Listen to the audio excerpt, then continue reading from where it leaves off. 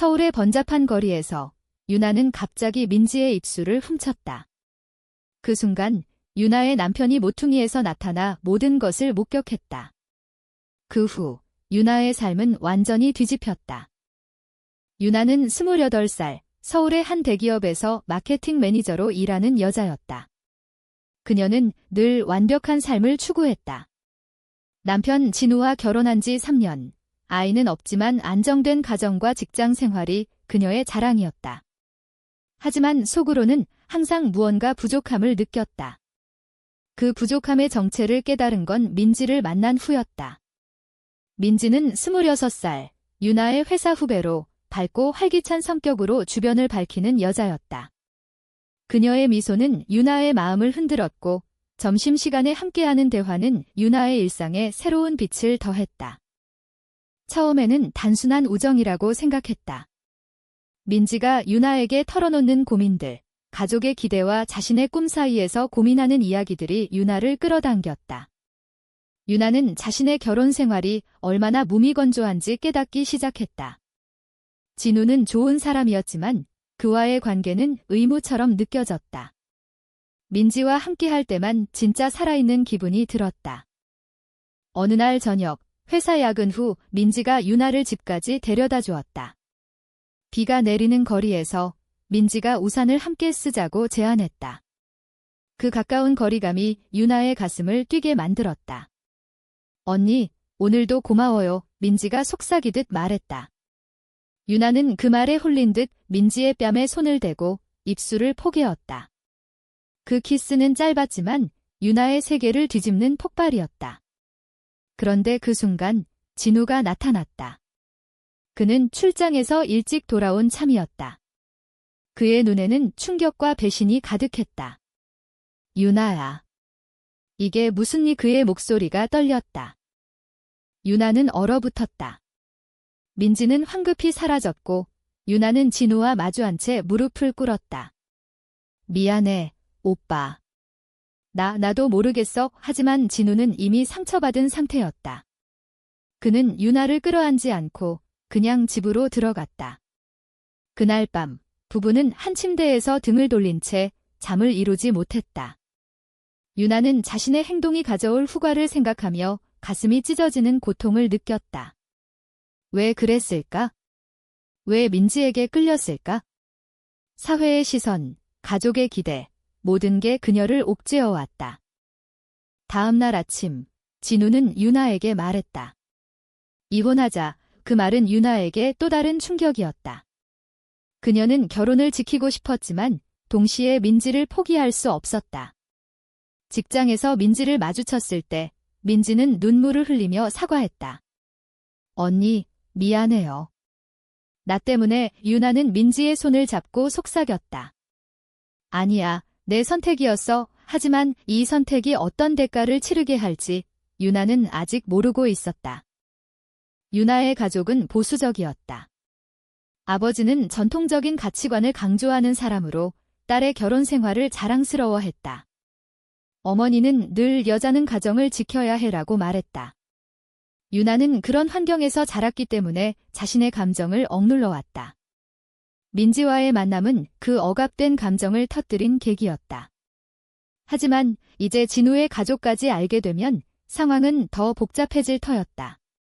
진우의 어머니는 유나를 좋아했지만 이런 일이 알려지면 용서하지 않을 것이다. 민지는 자신의 과거를 유나에게 털어놓았다. 그녀는 대학 시절 이미 여자친구가 있었지만 가족의 반대로 헤어졌다. 그때는 포기했어. 하지만 언니를 만나고 나서 다시 느껴. 이 감정이 진짜라는 걸. 민지의 말은 유나의 마음을 더욱 흔들었다. 둘은 비밀리에 만나기 시작했다. 카페에서, 공원에서 짧은 만남들이 쌓여갔다. 하지만 매번 만날 때마다 유나는 죄책감을 느꼈다. 진우와의 대화는 점점 줄어들었고 집안 분위기는 차가워졌다. 어느 주말 유나는 진우와 대면했다. 오빠, 나 민지 좋아해. 여자로서 진우는 고개를 저었다. 그게 무슨 소리야? 너 미쳤어. 그의 반응은 예상대로였다. 그는 유나를 설득하려 했지만 유나는 이미 결심했다. 미안해. 하지만 이 감정을 무시할 수 없어 진우는 화를 내며 집을 나갔다. 유나는 혼자 남아 울었다. 이 선택이 가족을 잃게 만들 수 있다는 걸 알면서도 그녀는 멈출 수 없었다. 민지와의 관계는 깊어졌지만 사회의 벽은 높았다. 회사 동료들이 수군거리는 소리가 들려왔다. 유나 매니저, 요즘 이상하지 않아? 유나는 그 시선들을 견뎌야 했다. 그녀의 결정은 단순한 사랑이 아니었다. 그것은 자신의 정체성을 인정하는 과정이었다. 하지만 그 과정에서 잃는 것들이 너무 많았다. 진우는 이혼 서류를 준비했고 유나는 그 서류를 보며 가슴이 아팠다. 이게 정말 옳은 선택일까? 그녀는 스스로 물었다. 진우의 어머니가 유나의 집문을 두드렸다. 그녀의 얼굴은 분노로 일그러져 있었다. 유나야, 내가 어떻게 우리 가족을 이렇게 만들었어? 그 말에 유나는 고개를 들 수 없었다. 가족의 개입은 상황을 악화시켰다. 진우의 어머니는 유나를 끌어안지 않고 오히려 민지의 존재를 알게 된 후 더 화를 냈다. 여자랑. 그게 무슨 미친 소리야? 내가 정신이 나갔구나. 유나는 변명할 수 없었다. 그녀는 자신의 감정을 설명하려 했지만 그럴수록 오해가 깊어졌다. 어머니는 사회에서 어떻게 살아갈 거야? 사람들 입에 오르내리게 될 텐데 라고 외쳤다. 유나는 그 말에 가슴이 찔렸다. 한국 사회에서 동성애는 여전히 금기시되었다. 특히 보수적인 가족 환경에서. 민지는 유나를 지지하려 했지만 그녀 자신도 가족의 압력을 받고 있었다. 민지의 부모는 딸의 성향을 의심하고 있었고 최근 민지의 행동을 이상하게 여겼다. 민지야, 너 요즘 왜 그렇게 이상해? 남자친구는 없고 친구랑만 붙어 다니고 어머니의 말에 민지는 대답하지 못했다. 그녀는 유나에게 전화를 걸어 울었다. 언니, 나 무서워. 부모님께 말씀드릴 수 있을까? 유나는 민지를 안심시키려 했지만 자신도 불안했다. 회사에서 상황은 더 복잡해졌다. 유나의 상사가 그녀를 불러 대화를 나눴다. 유나 씨, 요즘 개인적인 문제로 집중이 안 되는 것 같아. 회사 이미지도 생각해야 해. 그 말은 유나에게 경고였다. 한국의 직장 문화에서 개인 생활이 업무에 영향을 주면 승진이나 안정성이 위협받을 수 있었다. 유나는 민지와의 만남을 줄이려 했지만 그럴수록 그리움이 커졌다. 어느 날 민지가 유나의 집 근처에서 기다리고 있었다. 언니, 만나고 싶었어. 둘은 공원 벤치에 앉아 이야기를 나눴다. 민지는 자신의 과거를 더 깊이 털어놓았다. 대학 때 여자친구가 있었어. 하지만 부모님이 알게 되면서 강제로 헤어졌어. 그 후로 난 나 자신을 부정했어. 유나는 민지의 손을 잡고 말했다. 나도 그래? 결혼했지만 진짜 감정을 숨겼어. 그 대화는 둘의 유대를 강화했지만 동시에 위험을 불러왔다. 진우는 유나에게 최후 통첩을 했다. 민지랑 헤어져.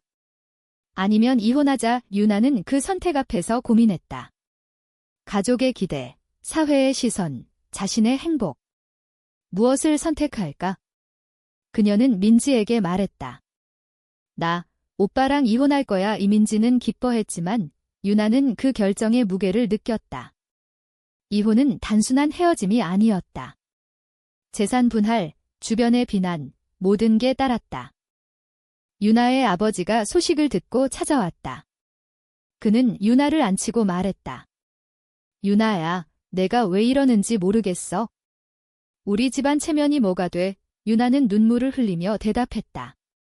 아빠, 저 행복하고 싶어요. 하지만 아버지는 이해하지 못했다. 행복. 그게 행복이야? 사회에서 버림받는 게. 그 대화는 유나의 마음에 상처를 남겼다. 그녀는 가족과의 관계가 끊어질 수 있음을 깨달았다. 민지도 가족과 대면했다. 그녀의 오빠가 민지를 불러 물었다. 너 여자 좋아해? 진짜야? 민지는 고개를 끄덕였다. 오빠는 한숨을 쉬며 말했다. 부모님께 말씀드릴게. 하지만 쉽지 않을 거야. 이민지의 가족은 충격을 받았고 어머니는 울면서 내가 왜 그래? 정상적으로 살아 라고 외쳤다. 민지는 그 자리에서 집을 나왔다. 유나의 집으로 향하는 그녀의 발걸음은 무거웠다. 둘은 임시로 함께 살기로 했다. 작은 아파트에서 그들은 서로를 의지했다. 하지만 사회의 압력은 계속되었다. 이웃들의 수군거림, 친구들의 멀어짐. 유나는 직장에서 승진 기회를 잃었고 민지는 새로운 직장을 알아봐야 했다. 이 선택의 대가는 컸다. 유나는 밤마다 후회를 했지만 민지의 곁에서 위안을 얻었다. 회사 전체가 유나의 비밀을 알게 된 날, 그녀는 사무실에서 모두의 시선을 느꼈다. 그중 한 동료가 다가와 속삭였다. 유나 씨, 그런 거면 사표 내는 게 좋을 거예요. 유나는 그 말에 분노가 치밀었다. 사회적 고립은 유나와 민지의 관계를 시험했다. 유나는 직장에서의 압박으로 스트레스를 받았고 민지는 가족과의 단절로 우울해졌다. 둘은 서로를 위로했지만 갈등이 생기기 시작했다. 언니, 나 때문에 이렇게 된 거야? 민지가 물었다. 유나는 아니야, 내 선택이야 라고 대답했지만 속으로는 원망이 스멀스멀 피어올랐다. 왜 민지가 나타났을까? 왜 이 감정을 느꼈을까? 진우는 이혼 소송을 제기했다. 법정에서 유나는 자신의 감정을 변호해야 했다. 변호사는 직원 단순한 불륜이 아니에요. 정체성의 문제예요 라고 말했다. 하지만 판사는 보수적이었다. 가정을 파탄낸 책임이 있어요. 유나는 그 과정에서 정신적으로 지쳤다. 소송 비용, 주변의 비난, 모든 게 그녀를 짓눌렀다. 민지의 가족은 그녀를 설득하려 집으로 불렀다. 어머니는 눈물을 흘리며 결혼해. 정상적으로 살아라고 말했다. 민지는 엄마, 이게 제 정상이에요 라고 대답했다. 하지만 그 말은 가족을 더 아프게 만들었다. 오빠는 민지를 지지하려 했지만 부모의 반대에 부딪혔다. 민지는 결국 가족과 연을 끊기로 결심했다. 언니, 나 이제 혼자야. 그녀의 말에 유나는 안타까웠다. 둘의 관계는 깊어졌지만 외부 압력은 계속되었다. 유나의 친구 중 하나가 그녀를 만나 내가 왜 그래? 사회에서 살아남기 힘들어 라고 조언했다. 유나는 내 행복이 중요해 라고 반박했지만 친구는 멀어졌다. 이 배신은 유나의 신뢰를 무너뜨렸다. 그녀는 민지에게 포기할까? 라고 물었다. 민지는 안 돼, 함께 이겨내자 라고 대답했다. 어느 날 유나는 사회단체 모임에 참석했다. 그곳에서 비슷한 경험을 가진 사람들을 만났다. 너희처럼 살아도 돼. 하지만 대가가 한 여성이 말했다. 유나는 그 말에 힘을 얻었지만 동시에 두려웠다. 한국 사회에서 동성 커플은 여전히 차별받았다. 법적 보호도 부족했다. 민지는 새로운 직장을 구했다. 하지만 면접에서 개인 생활이 안정적이지 않다는 이유로 떨어졌다. 그녀는 좌절하며 유나에게 말했다. 언니, 나 어떻게 해? 유나는 민지를 끌어안고 함께 이겨내자 라고 말했다. 하지만 이 순간 유나는 자신의 결정이 민지를 망치고 있음을 느꼈다. 도덕적 딜레마가 그녀를 괴롭혔다. 사랑을 위해 타인을 희생하는 게 옳은가?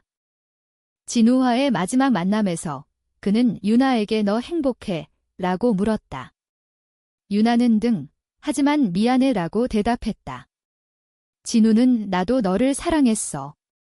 하지만 이제 끝이야 라고 말했다. 그 헤어짐은 유나에게 자유를 주었지만 동시에 상실감을 안겼다. 사회적 논란이 커지면서 유나는 온라인에서 비난을 받았다. 익명 게시판에 그 여자, 레즈비언이래 라는 글이 올라왔다. 유나는 그걸 보며 울었다. 민지도 비슷한 경험을 했다. 둘은 함께 그 압력을 견뎌야 했다. 가족과의 단절 후 유나는 새로운 삶을 시작하려 했다. 하지만 사회의 벽은 여전했다. 직장에서 그녀는 강등되었다. 이미지가 안 좋아 라는 이유였다. 유나는 그 불공평함에 분노했다. 민지와 유나는 함께 서울 외곽으로 이사했다. 작은 집에서 그들은 서로를 의지하며 살았다. 하지만 경제적 어려움이 따랐다.